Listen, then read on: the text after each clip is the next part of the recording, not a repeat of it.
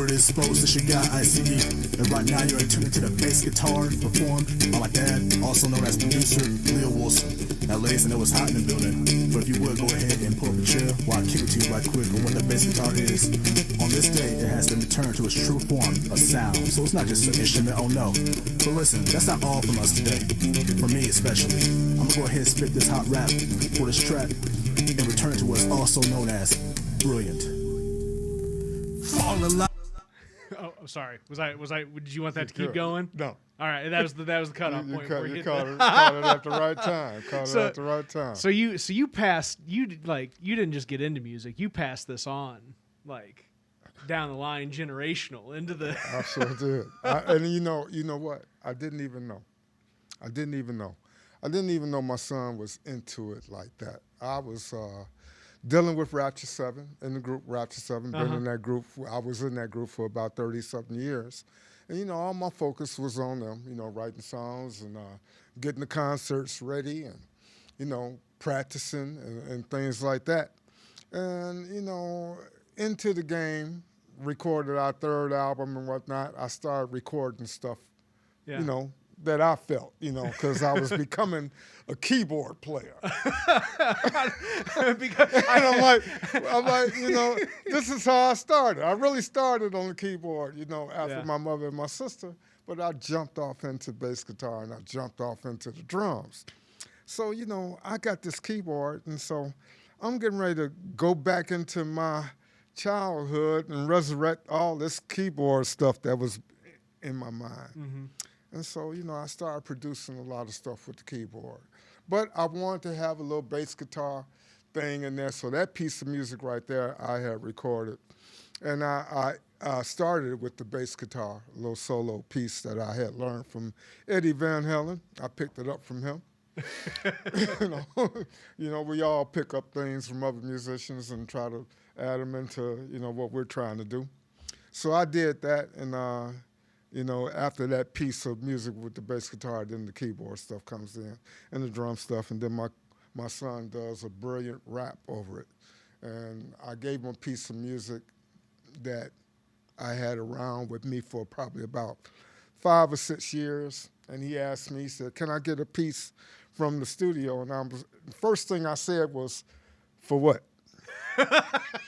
And I had to catch myself because this is my son and everything. I'm like, yeah, I'll give you a piece, and I said, what you gonna do with it? He said, I can spit to it. That's what he said to me. He said, I can spit to it, and I'll come up with some lyrics. I said, all right. So I gave him the music Calling My Adidas. Mm-hmm. And the rest is history. That was his first song. And he got 21 of them after that. I kept on going because he kept on surprising me with his ability, and it was very good. And I'm using my music, and I'm giving him the platform to do his lyrics and his arrangement of his vocals. And we're going to play that next one. I love this. We haven't really done a whole lot of integration of the music into the podcast yet, I don't even know what's happening with this guy. and I give him this piece of music, and I thought, he would come back with, like everybody else did. Mm-hmm. I couldn't think of nothing to put to that. 2 days later, he came to the house, and he spit this. He's about to get it out straight now. I got a body caress, she's gonna hold me down like an alien nest. That's my friend, though, that's the best for Mississippi. Hook and everything. I mean, the boy had, I'm like, where'd you learn to do hooks? He said, from you, man. You do hooks in your music when you play it with Rapture and whatnot. I thought that was what you were supposed to do. Yeah. And you always spoke that. I'm listening to you as you're teaching the guys and whatnot. And, I was a music coordinator for Rapture 7. So, he's listening to me at rehearsals and stuff. I didn't even know because we never talked about it. He would come with me to rehearsals, but we never went home, and he was saying, "Oh, Dad, I want to do this in music," or nothing. None of that came up. The first time I ever learned that he was interested in music, he came to get that piece of music from me, and the rest is history. The boy did a good job, and it was fun working with him. He is his little creative self. He surprised me, and he's got 21 songs with me. That's amazing. And with that, we are going to see how we surprise ourselves for the 109th installment of the WTF Carbondale podcast, where we talk to interesting people about their interesting lives, and we tie it all back to this little old place we call home, Carbondale, Illinois. And if you've tuned in to some of these particular versions of the podcast before, you'll know that some of my favorite opportunities are when I get to talk to folks that I have never really talked to before. And Leo Wilson, my friend, you are one of those very interesting people about Carbondale that I just didn't have a chance to meet up until last week, man. Oh, man, you know, been around here, you know. Almost like my second home. I've been here over 30 years. I was only in South Chicago, Robbins, Illinois, for about 30 years of my life, and then I came here. What brought me here? My father is a graduate here, from here, big time sports person. Him, Dick Gregory, all those guys, you know, those are friends of my father's and whatnot. So, you know, they would be over to the house and everything. These men with these big voices, football players and whatnot, you know. And my sister came here and graduated from here. She became a doctorate of education, came from here. So here I come here. And I didn't know what I was doing, you know, but I was coming to be close to my sister. And I came, and there was a musical scene here when I got here. Yeah. And I fit right in. I fit right in. I started playing bass guitar for a band called Megabucks with James Barnes and Grant Morgan on guitar, you know, and whatnot. Legends of Carbondale's music scene. And I got with them. I played with them for 2 years, and I said, I can't play nobody else's music no more. I must do my own. And I got out of that band, and I saw Rapture 7. They were Rapture. They were Rapture at first. They were playing at this little church doing the concert, and they invited me and my ensemble to come and open up for them. So I had a couple of guys from church and everything. We had did a couple of original songs, and we was going to come do them and open up for Rapture. Well, the other guys didn't show up, and it was just me. I got all this stack of equipment and whatnot, you know, 2 layers of bass amps and everything. So I told Rapture, I'll fill in a little gap for you before you guys go in. So I did a solo piece in front of those people, you know, and long story short, Rapture hired me in as their bass player. And 30 years later, you know, 4 albums later, you know, wow. We did a big thing here in Carbondale. We went nationwide, first place trophies, all kind of stuff. I bought a grand style to them that they didn't even see it coming. You know, I brought street music into gospel music, you know, but it turned out to be real good. Beautiful thing. Great singers with Rapture, great musicians. You know, I could see, and I did, you know, and it came out good, you know, and I was very happy with it, you know. So there's a lot of history there. Do you feel like that your fellow bandmates there gave you room to bring on that vision that you had? They sure did. They opened up the door. I come stomping in. I just put all me in it. Yeah. You know, my style of playing, my style of writing songs and whatnot, that funk style. You know, I brought that to it. You know, I mean, I got so many influences, you know, from Earth, Wind, and Fire, you know, the R&B groups, the rock groups, you know. I played it all.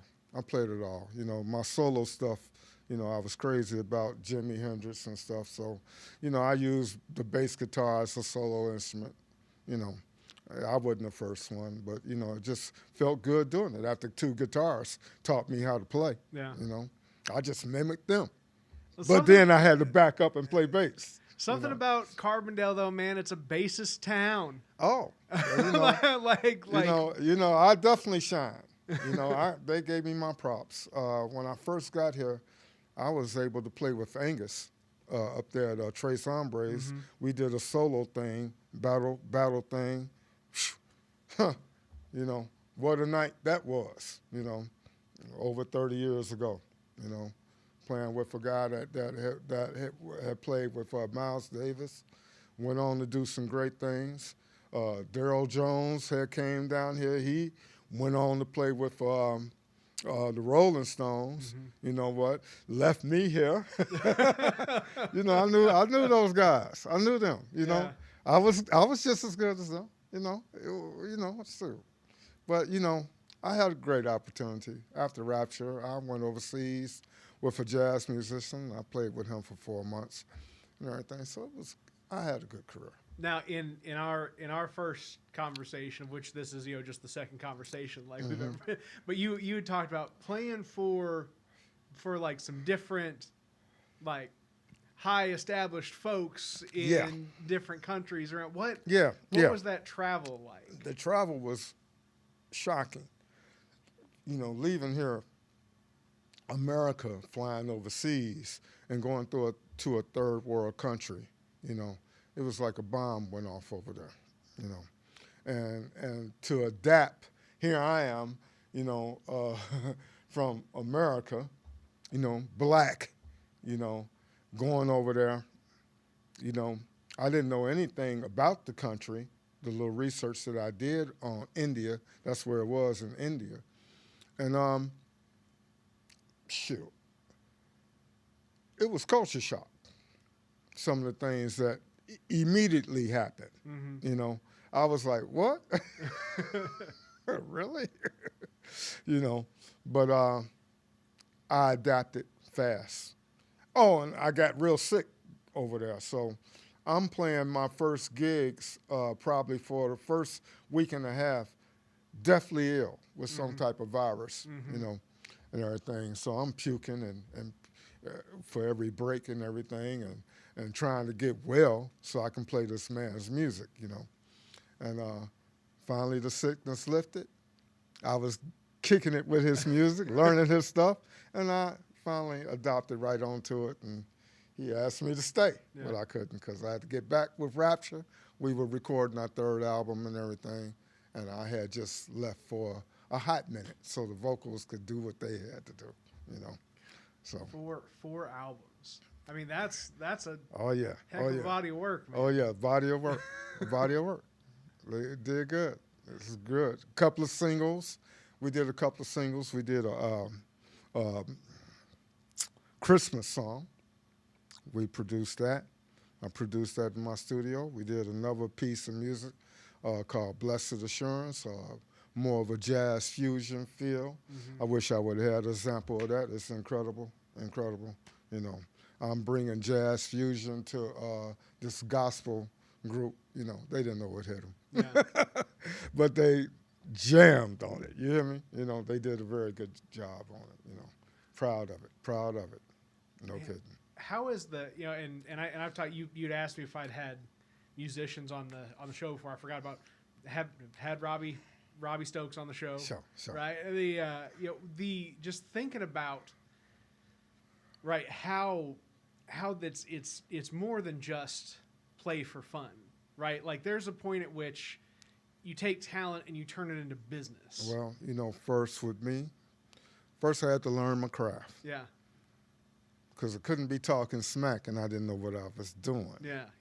So I had to learn my craft, and I really took a lot of time to learn my craft so I could be efficient with it and sound good with it so I could get picked up for gigs. Yeah. I used to tell the band all the time, we practice for perfect. We execute it the way we want, they're going to ask us back. Yep. We can raise the price a little bit as we come back. Plus the crowd thing will grow bigger. Because once they get a word that here you come, they're going to make those phone calls. You got to come see these guys. These guys are something, And that was the concept. The better the group is, the more money you can demand. Yeah. And then with the recording thing and the possibility of something going nationally, and playing all over the world, you want a good sound. Yeah. You want a good sound. You want that to be kind of perfect, And I played with some good musicians, and so all I had to do was just my little part, And it came out all right. It came out all right. Do you know that I still ask myself for this next stuff that I'm going to do, how am I going to do it? Yeah. How can I do that? How is it going to come out when I, go back into the studio, And it's got to be better than what has already happened. Yeah. You know what I'm saying? Yeah. So that's the challenge. Because you never, the trick is, right, to be good, but never be so good that you're at the top of your game. No, until you're gone from the earth. It's still hard. I can't believe it. You see what I'm saying? Yeah. Can't believe it. I listen to that stuff, and I'm like, how? So, I have to thank God for that. Yeah. To give me the ability to measure all this together and then make it come out and make sense, like everybody else did before me, in the recording industry. Well, and I love your approach to this as I'm just one person building on top of what everybody before me has built on, what everybody who's here now is working on, and that it is. I'm just representing. Yeah. Humanity wide. Yeah. Humanity wide. Music? Yeah. Oh my God. It speaks to everybody. Yeah. And that's how I speak. I speak through the music. The music speaks for me. I'm pretty well quiet, outside of the studio. Yeah. I don't go out and kick up no fuss. But we'll put a microphone and an amp plug in front of you. You give me some music, I'm going to look at you. Uh-huh. I'm going to smile. I'm going to say, you ready? And then I'm going to take you on a journey. No matter which one of my instruments I'm on. Uh-huh. We going somewhere. Just sit back and relax. I'm getting ready to take you there. I'm going to let this mind wander into this beautiful thing of A, B, C, D, E, F, and G, man. It's great. I don't, because I'm not a musician, but I do understand that A, B, C, D, E, F, and G were all notes, not just letters. I'm telling you. That's what make up the whole thing. The whole story comes from that right there. Oh, my gosh. And that's, I'll tell you, so not being a musical person, I think of story in the context of words. Yes. Right? But you think of story in the context of sound. Music, yeah, sound. And it's very important. And the best part of it, the two best parts of it is doing it live in front of the people because you can get their energy. Yeah. Once you get their energy, oh, God, we're getting ready to go somewhere. That's all I needed you to do is pay attention. Uh-huh. I'm getting ready to take you there, Yeah. And of course, I wrote a book too, so words to express, some of the thoughts and, some of the visions and stuff, I found a way to do it that way too, But I love the other side of that, right, is you talk about being a quiet person outside of the studio. That's right. Right, and that writing outside of the studio, right, is almost a way of embracing that side of yourself, but still being expressive. It's still being expressive. It all comes out real good when it's to that. It's music all the time, man. All the time. All the time. A lot of people don't realize that, but that's what it is. And I don't play with it. There ain't no playing with it. It's going to be serious, Is it always in your head? It's always there. Okay. The future songs are there right now. They're playing. Uh-huh. I'm just perfecting them. I'm just getting the twitches out and how it's going to go. Because once I go over into the kitchen, that's my platform. Yeah. A lot of people cook in the kitchen. Well, my studio is in the kitchen. I love that, man. Like I walked in and it looked like about like what that corner looks like. Yeah. A few more Right speakers and there. whatnot. All that. And it was just like, yes, like this is where I make it. This is a dude. That's where it all happens. And it's good. It's good. you know, I don't have to go over there and goof around. I can do it here. Yeah. And once I decide, yeah, you know, listen to it a couple of times on the bass, I'll be like, all right, I can take this on into the kitchen, you know. And there it happens. I start spitting it out. Did you used to have to play it out before you could get it in your mind, or has it always been in Both. your mind? It's both. Okay. Once it's in my mind and you know, it's being going over and over and over and over up there, you know, as a memory, because you want to remember some of your ideas. Yeah. How many have I lost? No. Sadly. So Sadly. many. Some good stuff, man. Yeah. Just didn't make it over there into the kitchen Yep. fast enough, you know. It was gone. So, you know, capturing it up here, run it a couple of times up here, and then I'll pick up my bass guitar, you know, and see what I got. And, you know, hopefully I got something. And if I got it on the bass, you know, take it to the drums, you know, because the drums come first. Really? Okay. All right. So drums come first. For me. Yeah. Tell me for how me, this layers out. Yeah. For me, it's you know, first I make sure that it's cool with me, bass guitar wise, you know, timing wise, you know, it's a good piece of music. Then next thing is the drums. What is the drums gonna do? Very important with my music is the drums. Even for who I hire to play drums for me. Very important. Drums are the most important thing in the music to me. You know, I'm a drummer myself. I know exactly what I want. And, you know, it's been a challenge getting them on drum machines. I got 3 of them, but I pull it off. And it's good. So just developing those loops and hitting the right. Just developing those loops and hitting right and getting all the changes in there. Oh, my God. You know, the changes in the beginning of Rapture's recordings. Yeah. Oh, very intricate stuff, you know. So the drums didn't just loop. Yeah. They had to change with the music. And I made sure of that. Because I didn't want it to be all that, nothing easy sounding. I wanted you to understand that we were musicians. And we thought about this stuff, you know.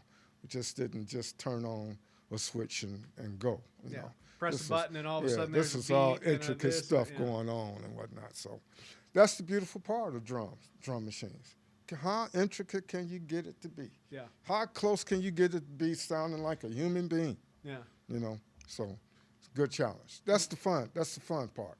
Watching just the development of production over the past.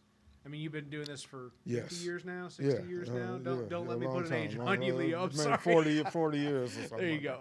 But yeah. But just the difference between what it was like when you started and what it's like now, and the similarities too, because like there's a lot of stuff that's still just the same. So similar. Yeah. It's almost like the same. We started out. Matter of fact, my upbringing in music was Carl Eric Ray, Edgar Turner, and Carl Turner. These 3 guys taught me. They made Leo. They were like 26 years old, and they're fooling around with a little 14-year-old kid. Okay, I'm playing bass for these guys. You know, had to keep up with them. Yeah. Had to fit in with them. Yeah. Had to play the gig with them. So I had to be good. I had to be good. I had to develop my craft. You know, because they didn't never say good job. They just said play this part. Yeah. These hard bass parts. You know, oh my God. You know, and that's how I started. My upbringing from them. So trying to fit in with them, these guys that had music down pat to me. You know, trying to be with them and fit in with them and be brought in by them. You know, as an equal member. Yeah. And then one day lead them. Yeah. Yeah.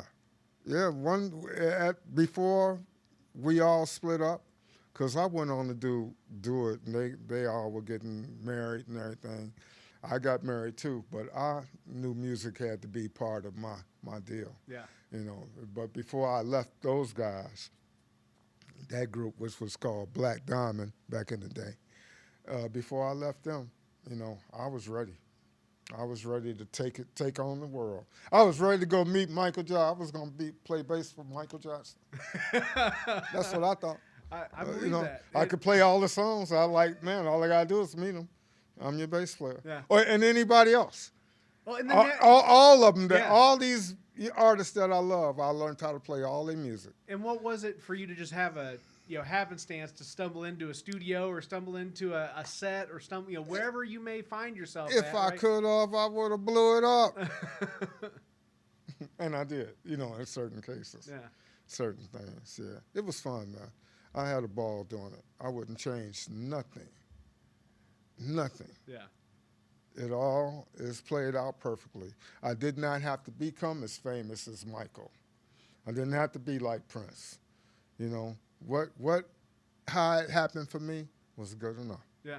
Cool enough. Well, and that's right. If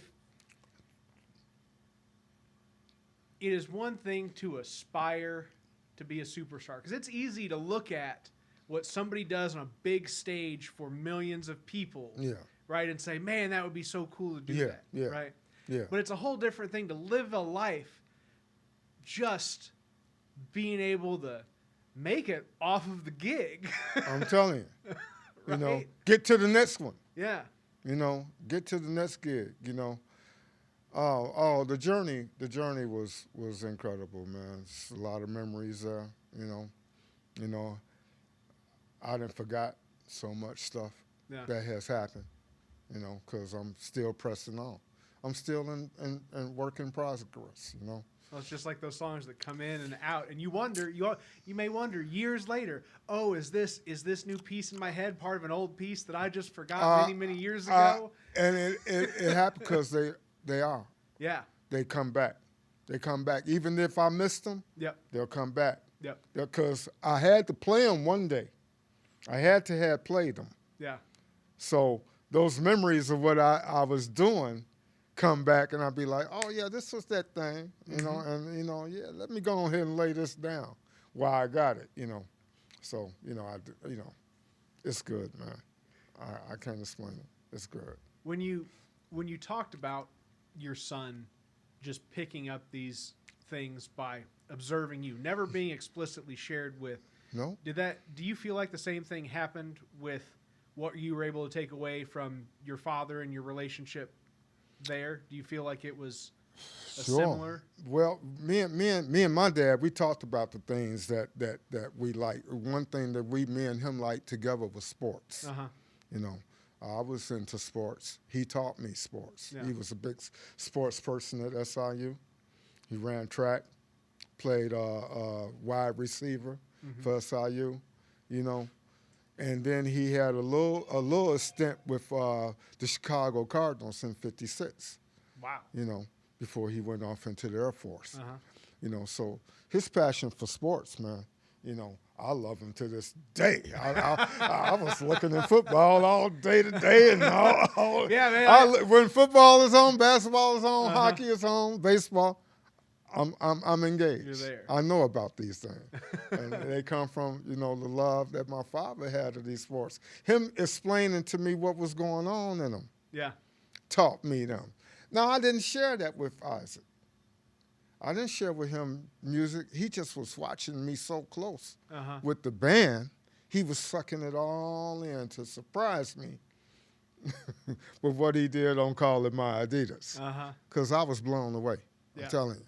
I listened to him do that, and I played it back. I said, do that again. And he did it again 3 times the same way. I said, all right, let's go into the kitchen. And that's where his little musical journey started, 22 songs later, all of them on YouTube, come on, that's a blessing. I even got to live a little bit of my music journey through my son. Yeah. And it's good too. Boy, got good stuff. So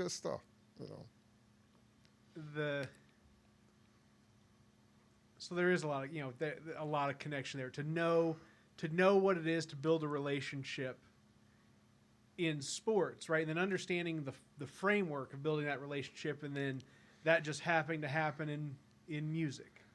Just happened to happen. I couldn't believe it. Down. I wasn't expecting him to be that good. Yeah. And he got better and better and better. Yeah. He's knowing hooks and stuff and his lyrical content.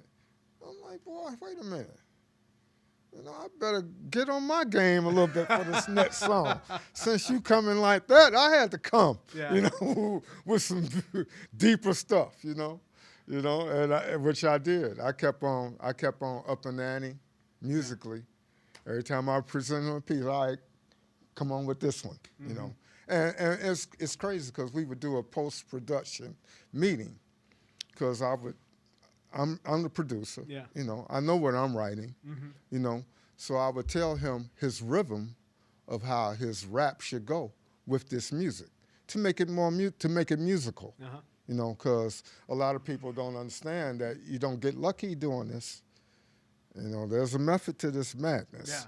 Yeah. And I wanted in all my songs for the lyrical content to be rhythmic too, according to the music. So I'm explaining him this concept. He's getting it, Yeah. and that's blowing my mind. You know, and we arguing and fighting too in the studio, just like anybody else. I'm Yeah. like, you know, you got an opinion? You got an opinion? You challenging me? All right, we'll do it your way, Yeah. and it come out good. You know, and I praise him. Man, you're doing a good job. You know, he praised me. Dad, this is great. You know, Well, you got to have that little bit of push and pull, right? little Like, push if and you- pull. if you It can't- happened. yeah. It happened. I wasn't expecting it. Makes it better. It made it better. It made it better all the way to the end, man. You know, it was good. It was good. Journey with him, those 21 songs, because I promised him, I said, I'll give you 21. Yeah. You know, and you know, I couldn't believe I kept coming up with the stuff. You know, but yeah, I got into a good groove, laid him out some good stuff. You know, proud of it too. Love it. You know, all of it's on YouTube too, so I can go to it anytime. You know, and it's done well, recorded well. Yeah. He did a good job. Proud. Does proud. it feel? Does it the ability to relive the father-son relationship through that music and it always being there and always being tangible, and no matter I'm telling you. where he's at, that you can press a button and get him, you're there. and him the same. You know, and whoever he wants to share it with. You know. Yeah. You know, so, you know, what can I say? You know, I didn't write out the format of how it was going to go between me and him. Yeah. It just came out like that. Yeah. It came out to be a good story. You know. So I like that, man. proud of that. That's cool. That's very cool. The excuse me. The just kind of the history of music in Southern Illinois. Something that's not out there and known. It's not like we've got a bunch of major large players that like put Carbondale and Southern Illinois on the map, right? But it's always been here, and it's always been like an undertone of what life is, right? That you've got big sound in a little place. Yeah. I had landed in heaven, I thought. Yeah. Since there was so much music going on, because back, 30 years ago, that whole strip was flaming. Yeah. I didn't know they were doing it like that. I'm playing every weekend. I was like, this is the same as it was in Chicago. Yeah. I didn't skip a beat. Just stay on. I was right there, until I got tired of playing other people's music. Yeah. And I said, well, I can't take it no further. I'm gonna have to start me sooner or later. So what did touring with Ratchet 7? Comedy show. Okay. It was a comedy show. They were hilarious. Yeah. These are just regular guys, man, from Carbondale. They grew up all in church and stuff. Two of the members, three of the members, they played with their families, and then they, got grown and started their own stuff. You know, And here I am. I come along at the right time. So while they was putting together this thing called Rapture in the beginning, there I was. And once I put my little stamp on the whole thing, sure. They didn't know we was getting ready to go for a ride here, because I was used to playing, you know, even in nightclubs or whatever, every night of the week. You're like, we're gonna go work, guys. Yeah, like, we're not we just can ready to go play, And then once they got good, then now we're gonna get paid. Now we got to start charging for all this practicing and. All this equipment that we lugging around and all this road travel, this is not for free, And,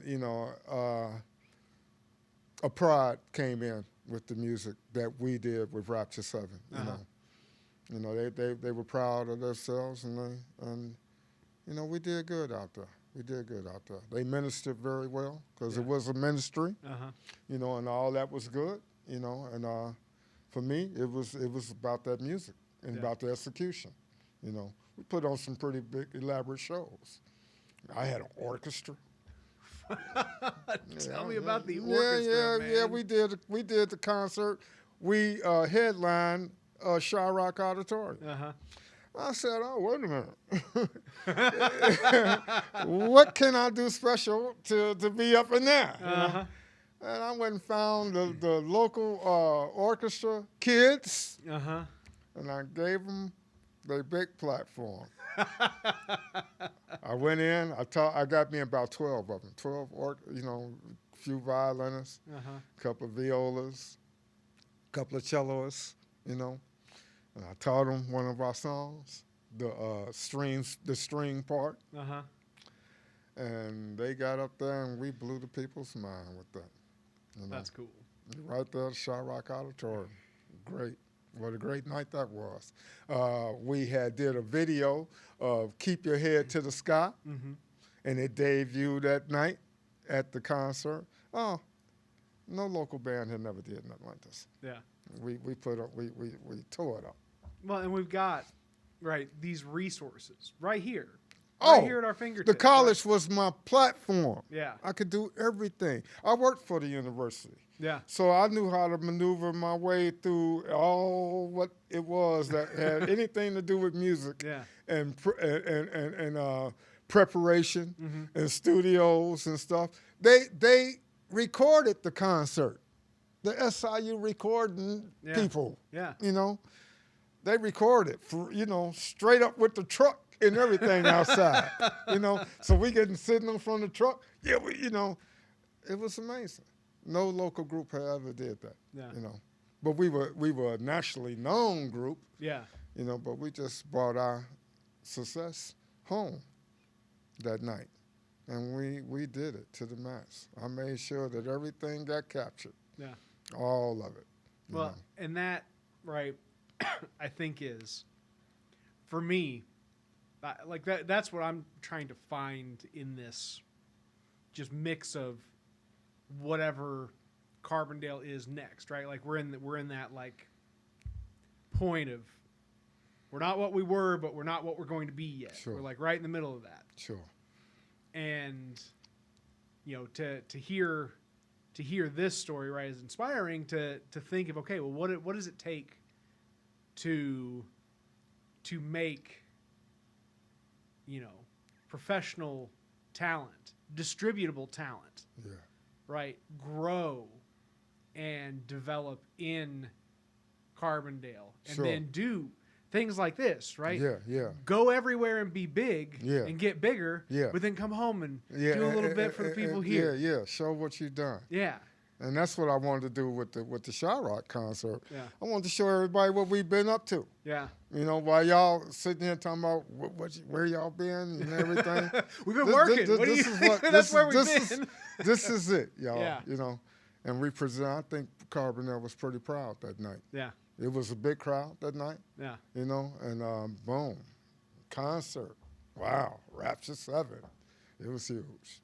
I loved it. That's neat, man. I loved it. What do you have interest wise outside of sports and music? Is that, Well, I dove into over the years. I got involved with money marketing. You know, some of the stocks out there. I've been doing that for over 40 years. And just trying to just take what little money that I got that was extra, Yeah. and put it in something maybe it'll grow. Yeah. To get ready for like this time that we're going through right now. Maybe I might need a couple extra dollars and I can draw a little bit, because you never know. So I did it. That's what I was doing. And I didn't know what I was doing, I just had a great interest, all this little money stuff going across TV, and I was interested in it, And I asked my dad one time, I said, Dad, who is this Dow Jones guy that we got to hear about how much money he got every night on the news? What is that? What is that? Because it must be important. Yeah. And he said, oh, no. He said, that's not a guy. That's a conglomerate of companies and whatnot. And he showed it to me, and I was like totally interested. Wow. He wasn't. Yeah. But I was. And he was willing to just He just showed me a little bit. And I said, man, when I get me some money, I'm going for Coca-Cola. Yeah. We drinking it, It must gonna be all right, That's how I thought about it. I thought if we were doing it, it must be big. Yeah. And so I wanted to invest in it, Oh, God. I bought my first share of stock, IBM. No, it was Xerox, the first one. $64 a share. I wasn't getting paid nothing but about $231 every 2 weeks. Way back then, you know. And I bought me a share. I was so proud. Had me as a share of stock. I'm part of the corporate America now, That one share didn't do me no good. Yeah. And I kept on. I bought 3. And I said, no, this is not working. I only got 3 shares. And they ain't moving. I'm like, what can I do, And commercials. Commercials showed me what to do. Whatever came on the commercial, that's what I should invest in, because they were trying to sell their product. And they were doing a very good job at it. Wendy's was on, had a commercial. I invested in Wendy's. I was investing in things I saw on the TV. Yeah. Had some success, I still doing it. 40 years later, I ain't stopped. Still own a whole bunch of companies. Yeah. I can't keep up with them. All that mail. But they're there. But they're there. But they're there. They're there. And they're in my name. Sometimes they're in my name. Sometimes I look at them and see how much I got. Sometimes it's like, oh, these ain't doing nothing. And some do quite well, like Netflix. Facebook got up to 300 before it tumbled. Yeah. I've had a whole lot of winners, so I can say that I do that. That's an interest outside of music. How has your attention to the companies that make up the market? I won't say the market, because you're not necessarily paying attention to that. You're paying attention to what people are doing and what Trends. These companies are trying to do, right? It's very, right? It's a joke around Coca-Cola. We're being tastemakers here, right? That's what you're doing. You're having. Man, I can't explain to you how I do what I do, but when I listen to the money managers and the people talk on the Money Channel, I'm right in there. Yeah. I can see it. I can see what they're talking about. It gives me tips on what to invest in. Yeah. From what they say. I know the ones who know what they're talking about because they are successful. I know the ones that guess, all that stuff. Over the years, I've just picked up little things, just little things. Yeah. And I've been able to take that and keep myself in it, And it's fun and it's cool, shoot. I bought a lot of stuff with stock money. A lot of music equipment. A lot of music equipment. My furniture, my up car, front. my clothes, my everything come from the stock market, Anytime I need something extra, I just draw down from somewhere, And that's cool. That's been cool for me. Yeah. I mean, and people are like, well, wait, what? Oh, it's an investment. You got to hold it till it matures. This man, what are you going to do if you don't do something with your money? Sometimes, in the beginning, I was doing it to put the value into my business. Yeah. I had to come up with money to produce this book. Yeah. I had to have money for equipment and everything. And shoot, bass guitar strings were expensive. We're talking $46 a stack or something like that. Uh-huh. You have to have money for the things that you're interested in. Paying other musicians. Yeah. You want your music to come out right, you're going to pay this musician to pay attention to it. Mm-hmm. Got to give him money to give him an incentive to learn your music. Mm-hmm. And then perform it the way you want to perform when we take it to the public. Serious stuff. All of it serious. You got to have money, so I needed more than what a job could do. Yeah. Ha! No job never did nothing. You can for either me. earn or you can invest. Yeah, I'm a entrepreneur. I've gotten my way into a lot of things, and that's what makes the money for me. What I'm worth for what I'm getting ready to do. Yeah. Set that price. I'll do it for this much. Been able to do that. Is there anywhere? I mean, is it just that moment with your dad and him saying, here's how to follow this, and all of a sudden you start to understand what monetary worth is? Not in the beginning. I had to put two and two together. Yeah. Because I was just a little boy when I asked them about it, and I watched them, for the years. Mm-hmm. I didn't have a job. I was just a little boy. Yeah. But I said, soon as. Yeah. Because I'm looking at it on TV. Yeah. Every night, I'm looking at what the Dow did. Uh-huh. Johnny Carson getting ready to come on. But I'm going to know what's going on with this Dow guy. Uh-huh. If it was up or down, Uh-huh. You know what I'm saying? And that's how I learned.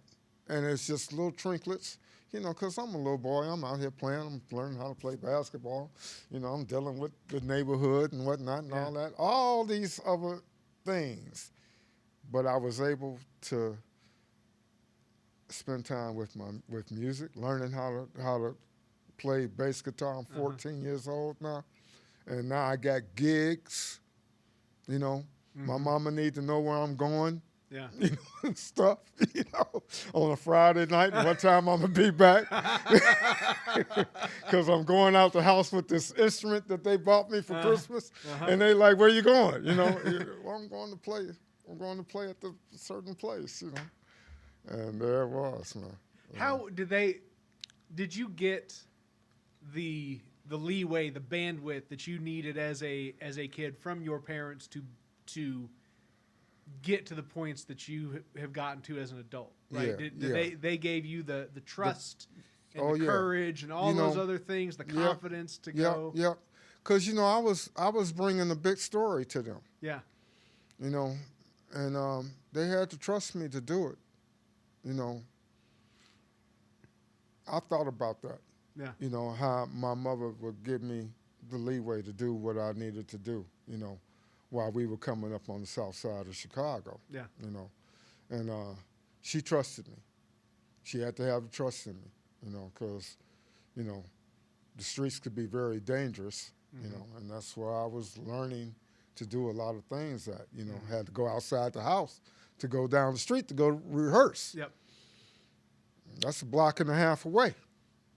Anything can happen, So she you're had to carrying trust something me. of value. Yeah, she had to trust me to be able to deal with outside, going to school. I got bored with a few things and just stopped them because I was more interested in something else. Yeah. Than doing that. That was slow. I dropped out of school. I went back because I got mature enough. A couple of years passed. I hadn't been in school. I did some pretty good things musically, but I knew I needed that education of high school diploma. Yeah. My sister wanted me to get that. Yeah. She's the doctor of education, right? I said, well, I better listen to her, so I wouldn't got my diploma. Good. You know, from high school and everything. But after that, little boy, it was on. It was on. You know, I was on my way to doing what was in my mind. Yeah. You know, to do. Yeah. So I put it to good use. You know. What is it like to just have a mind, right? To not, right? So creative types, right? Of which we're not the same kind of creative, but we're creative nonetheless, right? I wish, man, I'm telling you, it tears me up that I just don't have a musical bone in my body. Oh. I wish. I'm so glad I do. You know. But the muse, right? And to just have it, but not always know where it comes from, right? That feeling of it's there, and I know that I got to harness it. What I always think, I know I can. Mm-hmm. Just let me put my hands on my instrument. There'll be a song. There'll be something. Yeah. So I'm confident, and I even wrote that in my book. I don't worry about it. I don't worry that I haven't been in the studio for 2 months. Mm-hmm. I don't worry that I ain't been in there for 6 months. I don't worry about it because I know I got it. Yeah. Anytime I go in there and I lay my hands, everything that I do, I don't record. Mm-hmm. I just use it as practice to keep the juices flowing. Mm-hmm. You know, everything ain't got to be a recorded song. You know, just as long as I'm locked in. If I'm locked in and I know what I'm doing and whatnot, I don't get to the point where I don't know what to do with my gift no more. I'm scared of that. Yeah. I'm scared of that. And I don't know what that's like. Yeah. I don't know when that is. Mm-hmm. You know, so I practice. I still practice bass guitar. Mm-hmm. You know, 45 minutes a day. I'm going to put my hands on that instrument. I ain't doing nothing in particular, just making sure that all the fingers know their muscle memory. Mm-hmm. You know, that's important for a bassist, Mm-hmm. okay? I play keyboards, you know, just to hear the flow, Mm-hmm. you know, make sure that everything is going right. Sometimes there's some smiling moments, you know, I'll be There like, it is. yeah, there you go, yeah, you know, stay right there, yeah, you know. Is the fear more in the concern of the physical, or is the fear No. the loss of the physical or It's the all loss of the physical. It's being able to execute mental? Uh-huh. what's going on up here, you know. Making sure there's always a connection between the brain and the fingertips. Yeah. Can the fingers pull it off? There's a lot going on up here. Ooh, can I do it? You know, glad that it's going on. You know. But man, it's going to be a lot to get it out. I swear. Oh, you know, it's starting to get to be a challenge, you know.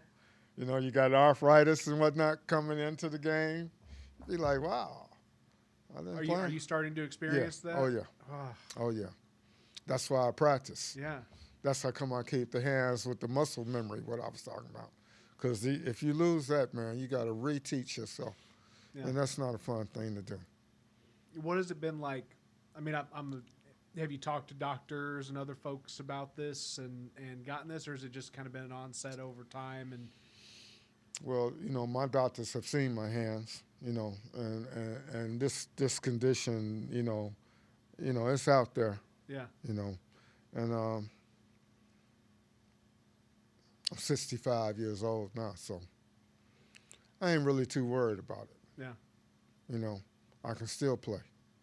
And the fingers still have their memory of what their job is, Yeah. you know, on the instrument.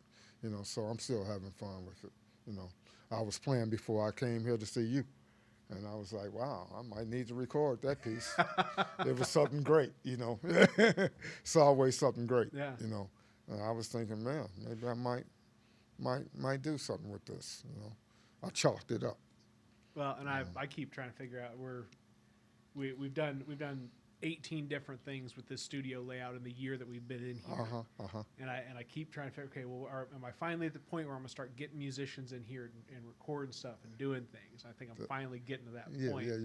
And it's just exciting to be having a conversation with somebody Sure. like yourself about. Sure. Oh man, because this is it, man. I Yeah. mean, this is what you had talked about in, you know, the filming and the documentation and the having, you know, a a true record, right, of what happened that night at Shryock Auditorium, Yes. right? I'm trying to figure out what that looks like for us as we, trying to create that next step in the creative catalog of Carbondale. Yeah. Right. What, I know what, again, the past 50 years looks like. What can we go back and reach into? Right. A collection of Joe C's recordings that are, oh my gosh, as deep as the ocean, right? I'm telling you. Of everything that's happened. There go your history right there. Right. And then making sure that whatever's happening now and next gets the same kind of treatment. That's right. Because it deserves it. The spirit of this place deserves that. Yeah, yeah. And, make a platform for the new to come. Because, the old players, Tall Paul, Joe, and his whole band, they all businessmen here in Carbondale, it seems like, But the roots playing in a college town. This is a college town, man. It should be a whole lot of music out there going on. That's right. Some of these people ought to open up some of these things and bring back that thing that was going on back in the 80s and stuff when I first got here. It's a real vibe. Goodness, come on. There's a lot going on there. They're getting ready to build a big stage over there. That's going to be great for the summertime. Yeah. Keep it going. Keep it going. Yep. I think it'll be okay. I agree. Yep. I agree. Yeah. Oh man, it makes me feel good to hear you say that, man. I think sometimes it's just reassuring to hear somebody go. Yeah, I think it'll be all right. They're going in the right direction. Yeah. That stage is very exciting. Yeah. Shoot, But well, and as it grows, right, and you get that cross pollination, right. If you have something that draws people in, right, but then you also have a pool of talent that can engage. With those folks. I'm telling you. Right, and everybody that stops in can leave a little bit of themselves here, and everybody that comes through can take a little bit of this place with them. I'm telling you. See that culture. Yeah. That musical culture of Carbondale, Illinois. It was there, man. I was happy that I was here back, when all that was going on. I fit right in. Yeah. I fit. I was like, man, great musicians came through that era, for real. You got any stories about some old school legendary Carbondale musicians that stick out that you want to? Man, shoot. James Barnes. Look at this boy. He's a legend of Carbondale. He's the lead front man. You got Grant Morgan. One of the greatest guitarists. To come through this era. Born and raised here in Carbondale. He did his thing back in the 80s, back in the 70s. From what I heard, when I got here, the history of these guys, all of them, So we got to get back to that. You got a lot of hip-hop stuff going on, and these guys are hidden. They don't know how to bring it out to the open to let everybody see what they're doing and everything. Yeah. But as that stage gets built up, I'll be throwing a plug in my son's ear. Hey, go on up there and show him what's up. That's it. That's it. Because he's got his own music, and he's ready to go. He's a performer and everything, Shoot, he was involved in school plays. He's an actor. This boy is something else, So, yeah. When apple doesn't fall too far from the tree, right? No, he's amazing. He blows my mind. I sit and look at him perform right in front of me in my living room. I'll be like, oh God, they ought to see you. He's got it. How old is your son now? He's about 33.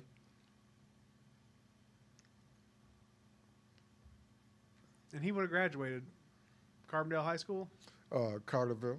Oh, Carter. Okay. Carterville High School. Right. So I'm same age. So that's what I was trying to figure out. Yeah. All of a sudden, I was like, should I know somebody that I don't know right now? I'm about to get. Isaac Wilson, man. I'm gonna encourage him to get up there on this stage and let people see what he did. He's a natural. So it'll be good when that time comes. That's too cool, man. Yeah. That's too cool. Nah, and again, this is just. It's reassuring. It is reassuring to get that feeling from folks that have contributed immensely to the overall vibe. I got a name out there. People know my name. They know me. And well, I can tell you what the comment section are going to look like, right? When we pop the video up, they'll be like, "Oh, there's Leo! There you are!" I'm telling you, man. Yeah, so it all comes together. Should be good. Well, that is it, man. You Okay. We make a relatively easy hour float by. Yeah. For the 109th episode of the WTF Carbondale podcast. Have a good one, folks. Whatever that one may be.